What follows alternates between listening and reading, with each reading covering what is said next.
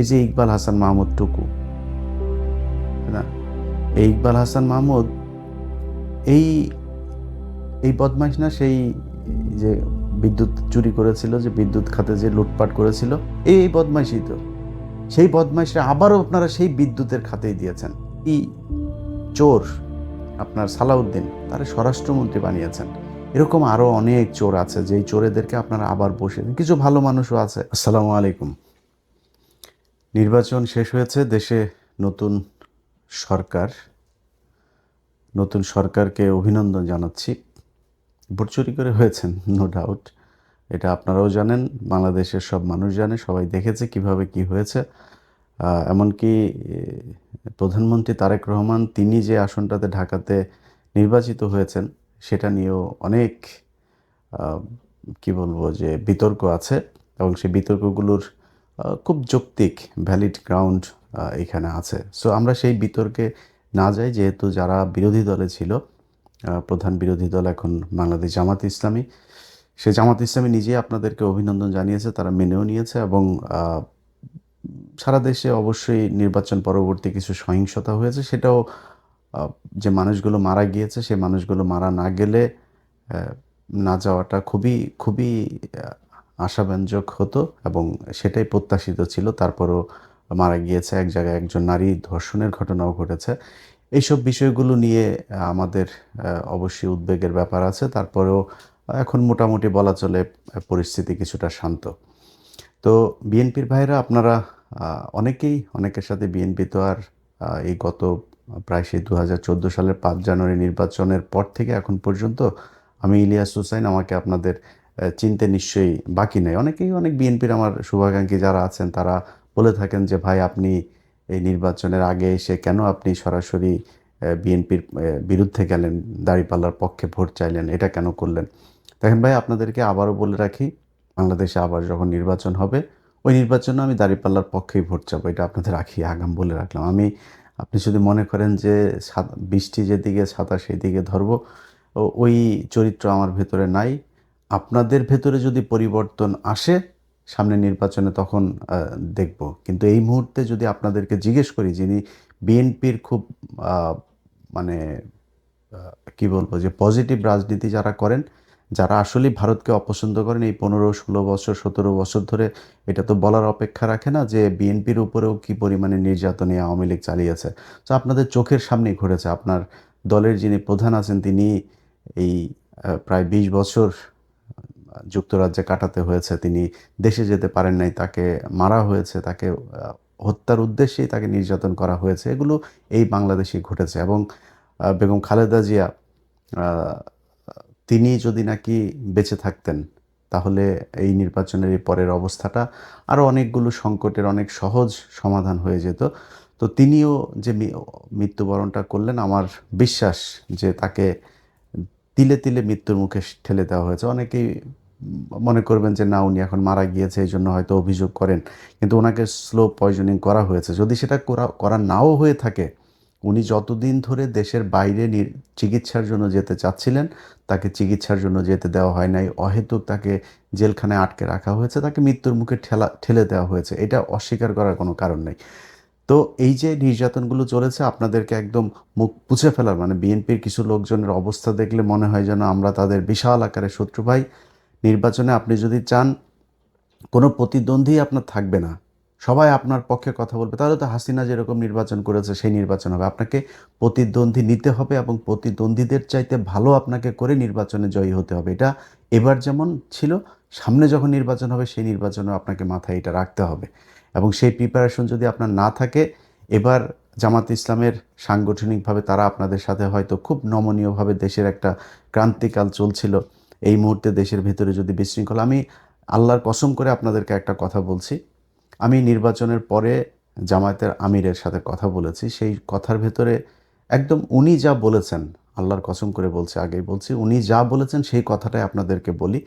ওনার মুখ দিয়ে বললে হয়তো আপনাদের বিশ্বাস নাও হতে পারতো। আমি ওনাকে জিজ্ঞেস করেছিলাম যে আপনারা নির্বাচনের দিন যখন সন্ধ্যার পরে বিভিন্ন কেন্দ্রে ভোট গণনা শুরু হলো, শুরু হওয়ার পরে আমরা প্রথম দিকে দেখলাম যে সবগুলো আসনে সবগুলো কেন্দ্রের ভোট যখন ফলাফল প্রকাশ হচ্ছে তখন দেখা যাচ্ছে যে দাঁড়িপাল্লার ভোট বেশি। হঠাৎ করে বিভিন্ন জায়গায় ভোট গণনা বন্ধ হয়ে গেল। প্রথমে নির্বাচন কমিশনের যে ওয়েবসাইট সেখানে দেখাচ্ছিল একদম প্রথম পরপর 5টা দাঁড়িপাল্লার একটা ছিল ধানের শীষের। তো সম্ভবত টাঙ্গাইল 5 বা কোনো একটা আসনের ফলাফল দেখাচ্ছিল যে ধানের শীষের, আর সবগুলো দাঁড়িপাল্লার। এখন এই সময় এসে নির্বাচনের ফলাফল ঘোষণা করা বন্ধ হয়ে গেল। তো বন্ধ হওয়ার পরে যখন কিনা আপনি করলেন, একসাথে কয়েকটা কেন্দ্রের কয়েক ঘন্টা পরে আপনি দিলেন, 2-3 ঘন্টা থেকে তারপরে হঠাৎ করে একসাথে, যেমন তারেক রহমানের যে আসনটা খালেদুজ্জামান ভাই যেখানে দাঁড়িয়েছিল, খালেদুজ্জামান যখন কিনা সম্ভবত 17টা না কয়টা আসনের ফলাফল তারা একসাথে রিটার্নিং অফিসার আপনার সাইন করে দিয়ে দিয়েছেন যে এটার আলাদা কোনো খবর নাই যে কোন কেন্দ্রে কতটুকু। যেটা আমি নির্বাচনের আরও 1 সপ্তাহ আগে থেকে বারবার বলছিলাম যে কারচুপি যেটা হতে পারে, এই যে বলা হয় মানে আধ্যাত্মিক কথাবার্তা বলা হয়, ভারত আমাদের এখানে জোর করে বসায় দেওয়া যায়, ভারত যা চায় তাই হয়, আমেরিকা যা চায় তাই হয়, এটা আমি মানি না, এটা আমি মানতে চাইও না, ভবিষ্যতেও মানব না যে তারা এসে তারপরে ওই কালো জাদু করে তারপরে কাউকে ভোট বেশি পাওয়ায় দেয়। এটা আমাদের দেশের যে ইঞ্জিনিয়ারিং যে মেকানিজম সেটার মাধ্যমেই এটা করা হয়। তো সেটা কিভাবে করা হয়, ধরেন আপনি ফলাফল ভোট হয়েছে এক রকমের, আর রিটার্নিং অফিসারের অফিসে যখন যায় তখন রিটার্নিং অফিসার ঘোষণা দেয় আরেক রকম। এই জন্যে আমি বারবার বলেছিলাম যে প্রতিটা কেন্দ্রের ফলাফল কেন্দ্রে যারা থাকবে এজেন্টরা তারা ওই কেন্দ্রের ফলাফল ঘোষণা করে তারপরে এই কেন্দ্র ছাড়বে।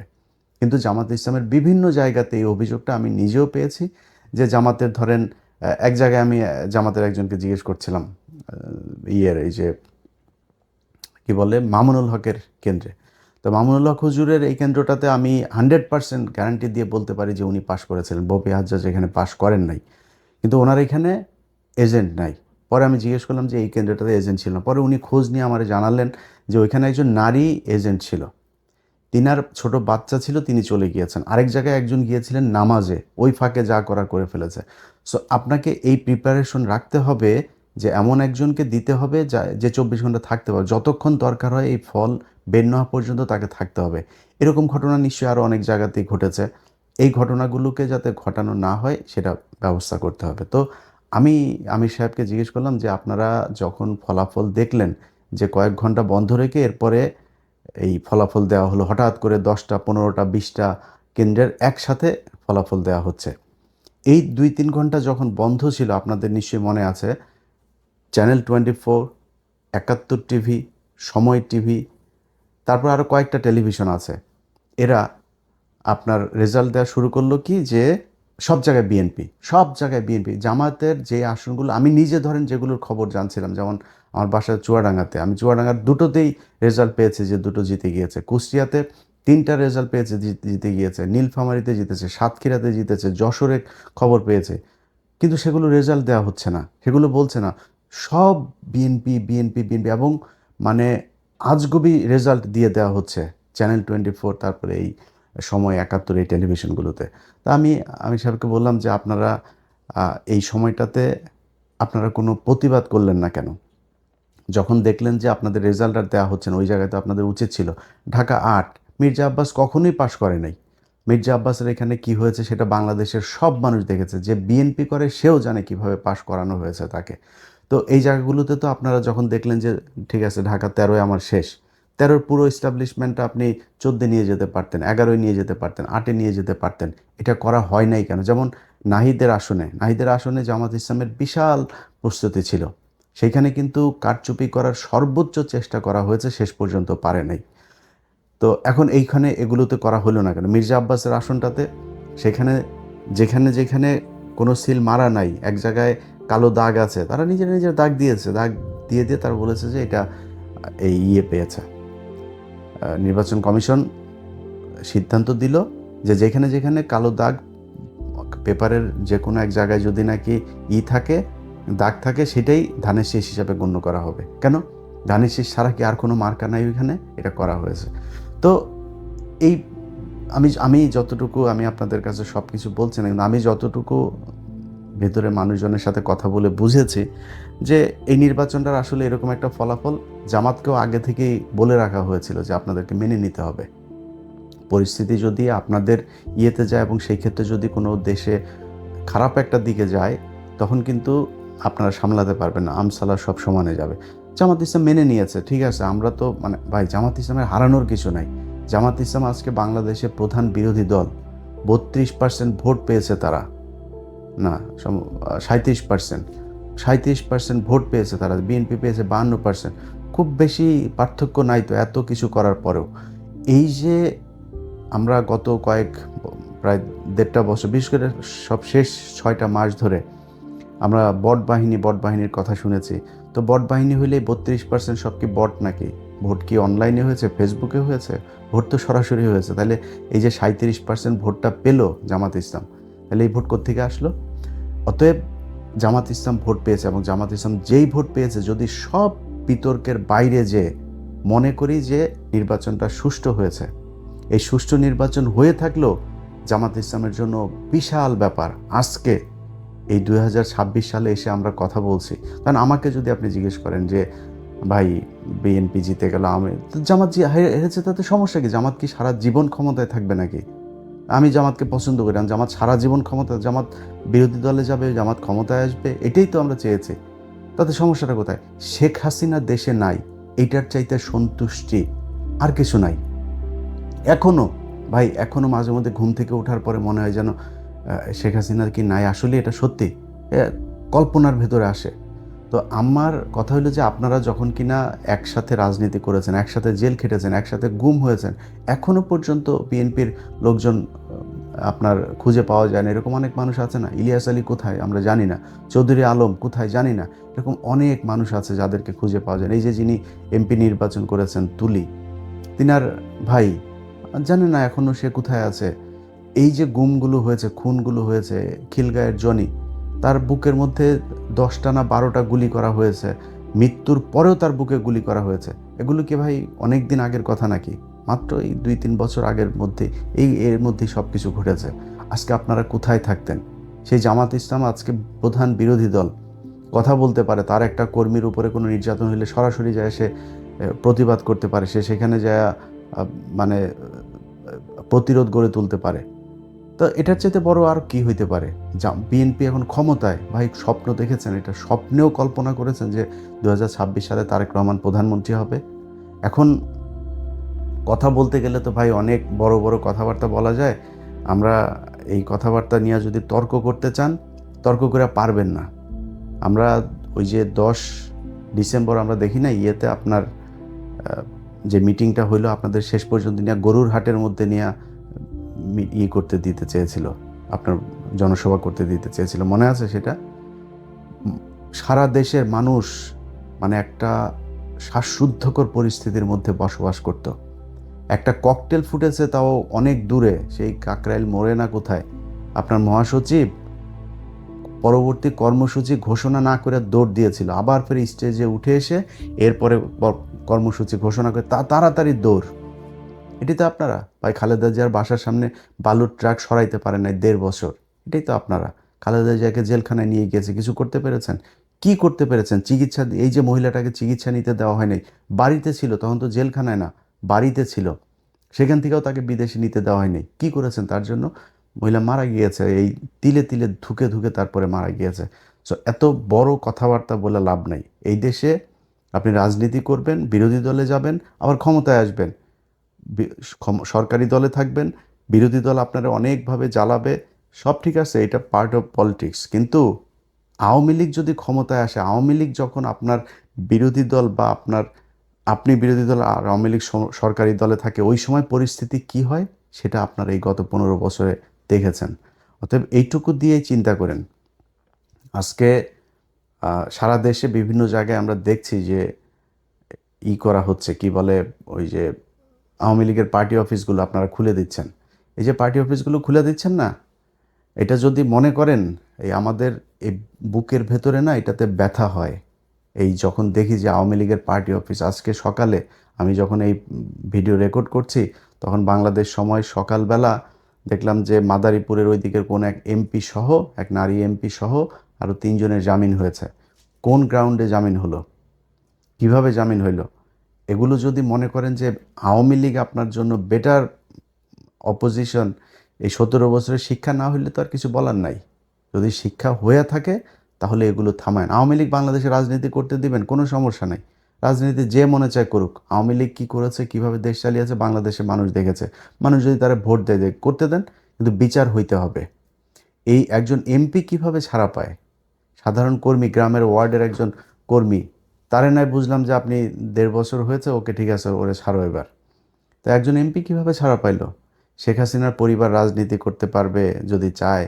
এগুলো আপনারা যখন বলেন তখন খুব কষ্ট হয়। যেই কারণেই নির্বাচনের আগে এসে আমাদের এই পক্ষ সরাসরি নেওয়ার কোনো সুযোগ ছিল না। আজকে যারা এই প্রশ্ন করেন যে ভাই কেন দাঁড়িপাল্লার পক্ষে গেলেন, তারা গতকাল যখন কিনা শপথ নিল ওই সময় কিছুটা টের পেয়েছেন যে কেন আমরা জামাত ইসলামের পক্ষে গিয়েছিলাম। তারা প্রথম দিনেই এই শহীদের এতগুলো রক্তের সাথে তারা বেইমানি করেছে। এই গাদ্দারি আল্লাহ সহ্য করবে না। আপনি আজকে প্রধানমন্ত্রী হয়েছেন, মায়ের জানাজায় অংশ নিতে পেরেছেন, তারপরে শেষ মুহূর্তে পর্যন্ত অন্তত লাশ তো দেখতে পেরেছেন। এটা এই শহীদদের কারণে। এই যে কয়দিন আগে মানুষগুলো মারা গেল, এরা জামাত ইসলাম, আওয়ামী লীগ, বিএনপি কোনো রাজনৈতিক দল বুঝতো না। এরা সাধারণ মানুষ। দমন পীড়ন নির্যাতন, দেশের এই খারাপ অবস্থা, এগুলো দেখে তারা আস্তে আস্তে প্রতিবাদী হয়ে উঠেছে। তারপরে রাস্তায় নেমেছে, গুলি খেয়েছে, মারা গিয়েছে, শহীদ হয়েছে। তাদের সাথে গাদ্দারি করলেন জুলাই সনদ বাস্তবায়ন করতে গিয়ে। তো এই জিনিসগুলি যদি না করেন তাহলে আমাদের ভাল লাগবে। আপনারা দেশ চালান, কোনো সমস্যা নাই। আপনাদের কাছ থেকে রুটি খাইতে যাব না। রুটি খাওয়ার লোক বহুত আছে, যারা খাইতে চায় তাদেরকে দেন, কোনো সমস্যা নেই। আমার একটাই পলিসি, সেটা হয়েছে যে ইন্ডিয়া এই দেশে কোনো দিন আর মাতবাড়ি করতে পারবে না। অতএব এই ইন্ডিয়া, আওয়ামী লীগ এখনও পর্যন্ত সেই ইন্ডিয়ার সবচেয়ে পছন্দের দল, এবং আওয়ামী লীগ এই দেশে ক্ষমতায় আসলে আবারও ইন্ডিয়া সে আগের মতোই করবে। সো তাদেরকে আসতে দিয়ে না, আপনাদের পায়ে ধরে অনুরোধ করলাম, আর কিছু না। তো যেটা বলছিলাম যে জামাতের আমির উনি এই কথাটা বলেছেন যে আমাদের যদি নাকি ওই সময় ইলিয়াস, আমরা যদি নাকি গ্যাঞ্জাম করতাম, তাহলে আমাদের কাছে গোয়েন্দার তথ্য ছিল যে এখানে আওয়ামী লীগ নামবে মাঠে, এবং আওয়ামী লীগের সাথে বিএনপিরও কিছু লোকজন নামবে, নেমে তারা প্রচণ্ড বিশৃঙ্খলা করবে, দেশটা একটা গৃহযুদ্ধের দিকে যাবে। আমরা ওই দিকে যেতে চাইনি, এই জন্য আমরা কোনো কিছু বলি নাই। তো এই যে জামাতের আমিরের মতো একজন মানুষ এতটুকু মানে স্যাক্রিফাইস করেছে, ধরেন আমি জামাত ইসলাম পাশ করলে কি হইতো? হ্যাঁ হয়তো, ধরেন মনে করেন যে আমার জন্য বাংলাদেশের রাস্তাটা অনেক ইজি হয়ে যাইতো। আমি ভাই বাংলাদেশে গিয়ে মন্ত্রীও হইতাম না, এমপিও হইতাম না। এমপি হইলে আমি তো হয়তো জামাতের কাছে চাইলে আমার এমনিতেই দিত। আমি হইতে চাইনি তো ভাই। তো আমি চাইনি ওইটা, আমি এখনও চাই না, ভবিষ্যতেও চাবো না। এটা আল্লাহ বাঁচায় রাখলে তারপরে দেখবেন। আমার রাস্তা ভাই ওই একটা, আওয়ামী লীগ আর ইন্ডিয়া, এর বাইরে কিচ্ছু নাই। কিন্তু উনি তো প্রধানমন্ত্রী হইতেন। যিনি প্রধানমন্ত্রী হইতেন সেই ব্যক্তি মানে এত ঠান্ডা মাথায় আমার সাথে বলতে পারেন যে ইলিয়াস, আমরা ওই সময় কিছু করলে দেশের অবস্থাটা খারাপ হইতো। আগে বলেছি, আল্লাহর কসম করে বললাম যে এতটুকু স্যাক্রিফাইস উনি করেছেন। তো সেই মানুষগুলোর জন্য আপনারা মানে ন্যূনতম সৌজন্যতা বোধ, সহযোগিতা, সহমর্মিতা দেখাইতে পারবেন না? এদেরকে আক্রমণ করে কথা বলতে হবে। চারিদিকে যে অবস্থা, সেই ৭১ রাজাকার টাজাকার এইসব বলে কথা বলা, যে বডি ল্যাঙ্গুয়েজে আপনার গত 2-3 দিন সালাউদ্দিন, আমির খসরু আর হইল গিয়া এই মির্জা ফখরুল কথা বলেছে, ভাই এটা যদি, এই চেহারা যদি তাদের আজ থেকে 5 বছর আগে দেখতাম, প্রশ্নই আসে না আওয়ামী লীগের বিরুদ্ধে এত ফাইট করতাম, নিজের পরিবার সবাইকে এত বিপদে ফেলে দিয়ে, কখনই করতাম না। তো যাই হোক, আজকের এই ভিডিওটা যে কারণে আপনাদেরকে কথাগুলো যে কারণে বললাম, সেটা হচ্ছে যে ভাই আপনারা ক্ষমতায় এসছেন, দেশ চালান, কোনো সমস্যা নাই। আপনাদের যে মন্ত্রিসভা গঠন করেছেন, এই মন্ত্রিসভা আমরা এদেরকে আগেই চিনি। ধরেন একজনের কথা বলি, এই যে ইকবাল হাসান মাহমুদ টুকু, না, এই ইকবাল হাসান মাহমুদ এই বদমাইশ না, সেই যে বিদ্যুৎ চুরি করেছিল, যে বিদ্যুৎ খাতে যে লুটপাট করেছিল, এই বদমাইশই তো। সেই বদমাইশরা আবারও আপনারা সেই বিদ্যুতের খাতেই দিয়েছেন। চোর আপনার সালাউদ্দিন, তারা স্বরাষ্ট্রমন্ত্রী বানিয়েছেন। এরকম আরও অনেক চোর আছে, যেই চোরেদেরকে আপনারা আবার বসিয়ে দিন। কিছু ভালো মানুষও আছে, এই যে আলতাফ হোসেন চৌধুরী, এই লোকটা যদি আসতো ইতে অনেক ভালো লাগতো। ওই যে সাকা চৌধুরীর ছেলে হুমাম কাদের চৌধুরী, উনি যদি আসতো অনেক ভালো লাগতো। নতুন ইশরাক এসেছে, একটা ভালো পছন্দ। তারপর এরকম আরও আরও অনেকেই ছিল যাদেরকে আপনারা আনতে পারতেন। এটা আমাদের আলোচনার বিষয় না যদিও, কিন্তু এখানে যে চোরগুলোকে এনেছেন, এই চোরগুলো দিয়ে এই যে মির্জা কি বলে ফখরুল ইসলাম আলমগীর, এই মির্জা ফখরুল ইসলাম আলমগীরের ভাই তো মনে করেন এখন লুটপাট করে মানে অস্থির বানায় দিবে। আপনার হাতে রিজার্ভ আছে কত ভাই? রিজার্ভ কত? ডক্টর ইউনূস তো তেনা তুনা পেঁচায়া আকুর বিল বাকি, আদানির বিল বাকি, বিশ্বব্যাংকের বাকি, কিস্তি বাকি, IMF-এর কিস্তি বাকি, বিভিন্ন বাকিটা কী করে শেষের দিকে এসে আমরা $29 বিলিয়ন রেখে গেলাম। এই $29 বিলিয়ন ভাই, এই রোজার পরই অবস্থাটা দেখেন না। অলরেডি ডলারের দাম ঊর্ধ্বমুখী। আজকে জ্যাকসন আইটি গিয়েছিলাম, দেখলাম যে আমি গত 3-4 দিন আগে জ্যাকসন আইটি গিয়ে দেখলাম কত যেন আজকে তার চাইতে $1 বেশি। তো ডলারের দাম বেড়ে যাচ্ছে। তারপরে জিনিসপত্রের দাম, এখন এই যে রমজান এসেছে, জিনিসপত্রের দাম বাড়ানো, নানান চ্যালেঞ্জ সরকারের হাতে। তো এই যে জায়গাগুলো, আপনারা এমনিতেই তো ভাই অস্থিরতার মধ্যে থাকবেন, তার উপরে এসে আবার এখন রাজনৈতিক যে বিরোধী দলটা আপনাকে সহযোগিতা করতে চাচ্ছে, সেই বিরোধী দলটাকে আপনি খোঁচায় খোঁচায় খোঁচায় খোঁচায় আবার সেই 71-72 এসব 71-72 ট্যাবলেট বাংলাদেশের মানুষ আর খাবে না।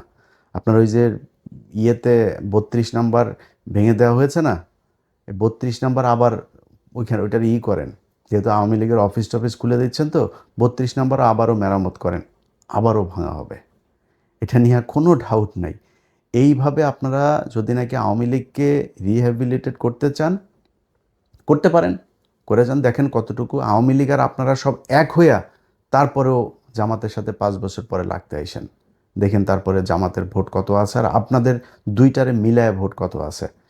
তো যারে জুতা দিয়ে পেটাইলেও যার লজ্জা হয় না, তারে তো আর থাপড়ায় লাভ নাই, তাই না?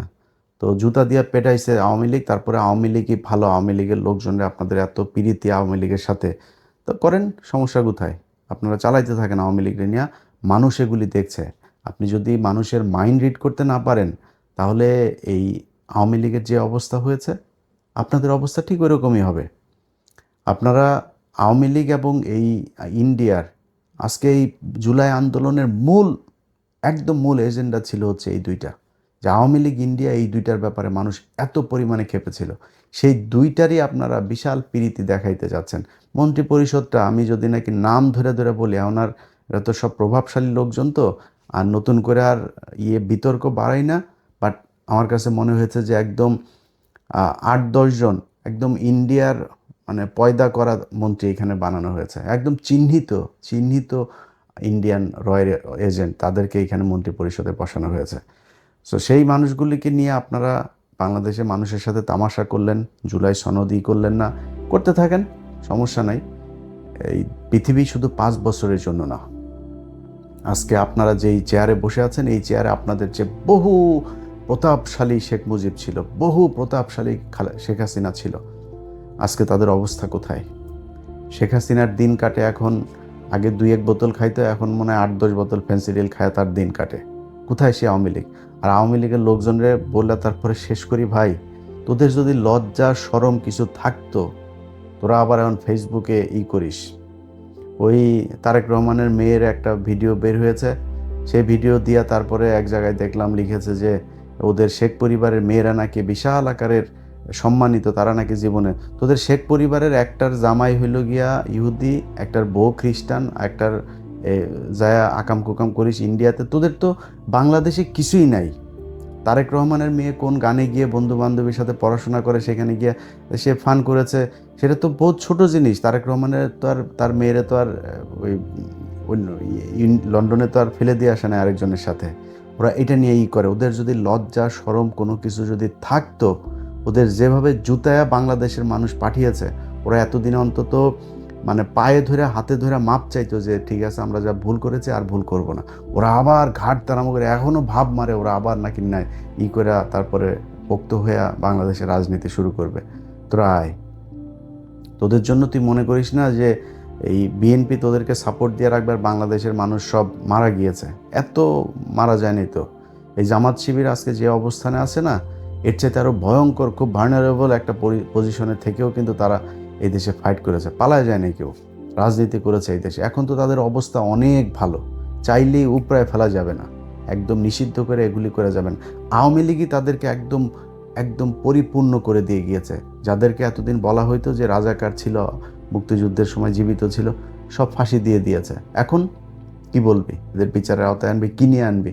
চাঁদাবাজিও করে না, ধান্দাবাজি করে না, টেন্ডারবাজি করে না, মানুষের মেয়ে মানুষের দেখলে ইপটিজিং করে না, কিছুই করে না, তো তাদেরকে তুই নিবি কেমনে? আবার এই হাসিনার মতো ওই যে ইন্ডিয়ারে নিয়ে তারপর ওইভাবে, ওইটা অত ইজি হবে না বিষয়টা। তো এটা করতে আসলে সেই পরিস্থিতি কি হয় সেটা বাংলাদেশের মানুষ দেখিয়েছে জুলাই মাসে। যদি এরকম পরিস্থিতি আবার আসে, এই দেশের মানুষ আবারও রক্ত দেবে।